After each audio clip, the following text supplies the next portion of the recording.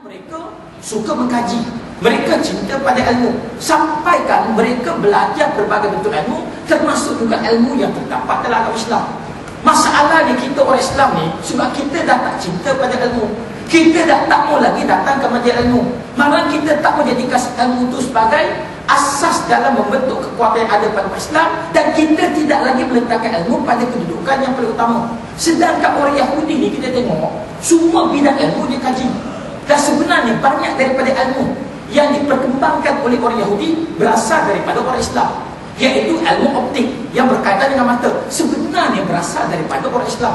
Begitu juga dengan ilmu fizik, ilmu sains, biologi, matematik, semuanya daripada orang Islam.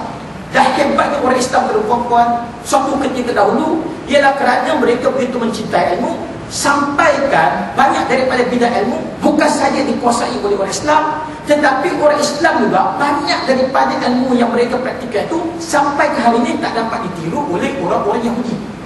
Dan kalau kita nak tengok masjid yang paling cantik, masjid yang paling indah, masjid yang paling canggih sekali dekat dunia, kita takkan jumpa dekat Semenanjung Arab, tuan-tuan. Masjid yang paling hebat dekat dunia terletak dekat negara Sepanyol, di mana sewaktu umat Islam memerintah Spanyol, Spanyol dikenali sebagai Andalusia ataupun Andalus. Pernah dengar tak Andalusia? Ya, setengah-setengah daripada kalangan orang Melayu dia tafsirkan Andalusia sebagai anak dara Andalusia, tuan-tuan. Dengan pusat pemerintahan terletak dekat Cordoba, dan umat Islam perintah Spanyol selama beberapa ratus tahun, sehinggalah akhirnya Spanyol dirampas balik oleh pihak Kristian lebih kurang 800 tahun yang lalu. Dan bayangkan sewaktu umat Islam memerintah Spanyol, mereka bukan saja membina masjid-masjid hebat, tetapi dari segi seni binanya cukup indah, ilmu menjadi sebagai lambang kepada kekuasaan umat Islam dekat sana, sampai ke Spanyol menjadi pusat tumpuan kepada masyarakat dunia pada waktu tersebut, iaitu masyarakat daripada timur, daripada barat, daripada utara, daripada selatan, semuanya pergi ke Spanyol. Jadi perempuan yang semestinya di mana masjid yang dibina dekat Spanyol tu, walaupun sudah tidak lagi berfungsi, tetapi dari segi seni binanya cukup cantik. Bukan sekadar itu, masjid yang ada dekat Spanyol dilengkapi dengan satu jenis sistem hidrolik, di mana apabila masuknya waktu solat, air akan keluar dengan sendiri. Apabila masuknya waktu zuhur, air akan mengalir keluar. Apabila masuknya waktu asar, air akan terpancut dengan sendiri. Dan apabila masuknya waktu maghrib, kita tak perlu buat apa-apa, air akan mengalir, tuan-tuan. Yang paling hebat lagi, di mana air itu keluar ikut waktu yang tepat.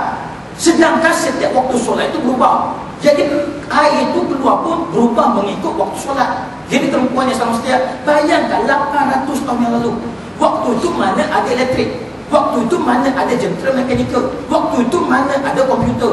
Tapi umat Islam boleh cipta satu sistem sebagaimana yang wujud dekat negara Spanyol yang diperintah oleh umat Islam suatu ketika dahulu, tuan-tuan.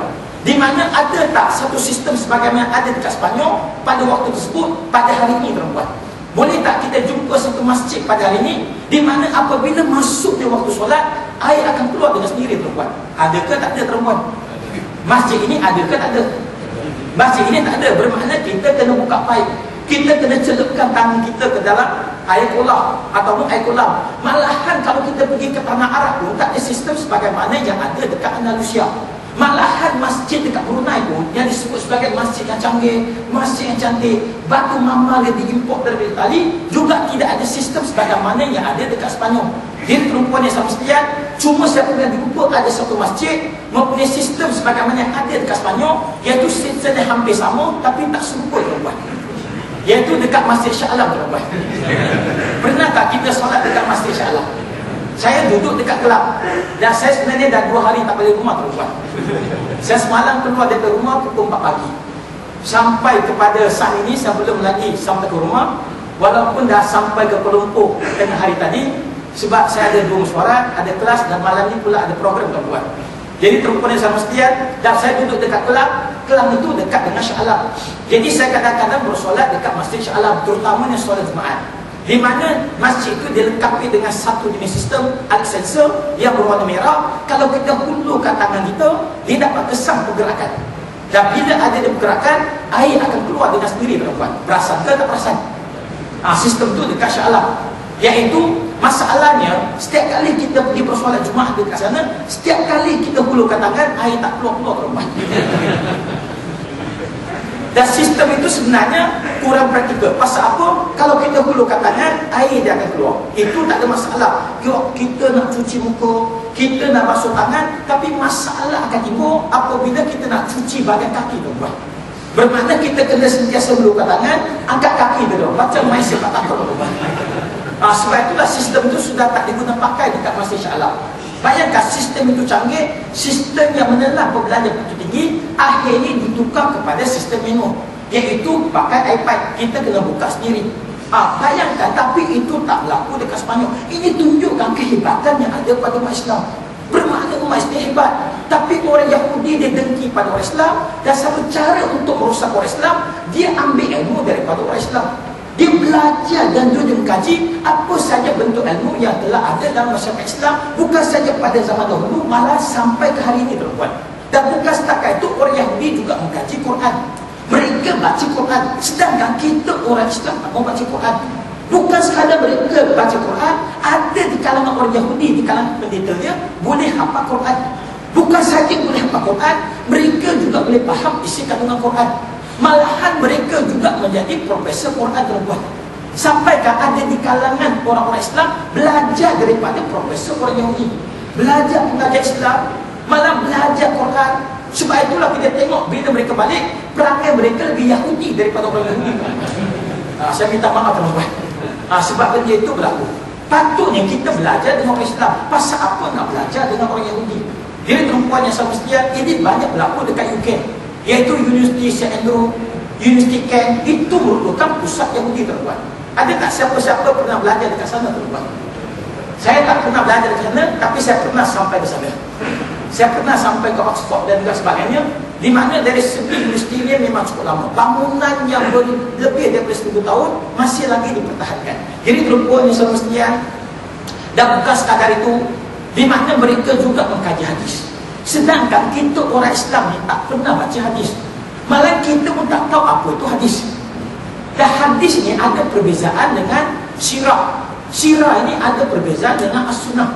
Sebab itulah kita tengok orang Yahudi ni, pasal apa dia kaji hadis? Sebab orang Yahudi ni bukan saja takut dengan Quran, sebab Quran itu mengandungi kebenaran. Kebenaran yang datang daripada Allah. Mereka juga takut dengan hadis. Sebab apa yang disebut oleh baginda Rasulullah pasti akan jadi kenyataan tuan-tuan.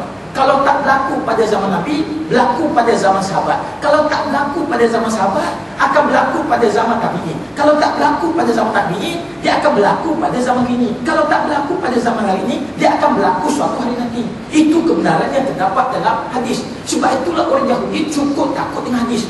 Mereka bersungguh-sungguh mengkaji hadis. Dan mereka kaji setiap kata-kata daripada Nabi supaya boleh digunakan untuk lawan balik orang Islam.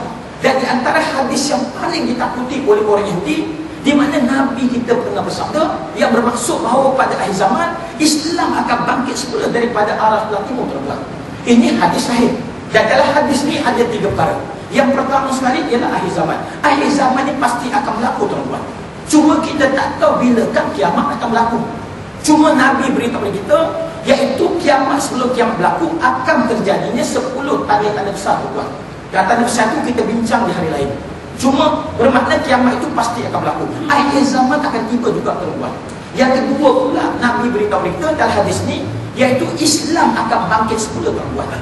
Cuma Islam tidak akan bangkit semula daripada semenanjung Arab. Islam tidak akan bangkit dekat Kota Mekah. Islam tidak akan bangkit dekat Madinah. Tapi Islam akan bangkit dekat arah sebelah timur. Tapi maha bijaksana yang diberikan oleh Allah kepada baginda Rasulullah, di mana Nabi tahu di mana timur itu Islam akan bangkit. Tapi Nabi tak beritahu kepada kita. Pasal apa Nabi tak beritahu? Kalau Nabi beritahu, nescaya orang Yahudi akan pergi hancurkan negara tersebut. Sebab itulah Nabi sebut secara umum timur. Itu pun orang Yahudi dah takut. Sebab itulah banyak serangan ini ditumpukan dekat arah sebelah timur. Dan di antara negara Islam dekat sebelah timur yang telah dihancurkan oleh orang Yahudi melalui proksi yang mereka syarikat ialah negara Afghanistan tuan-tuan.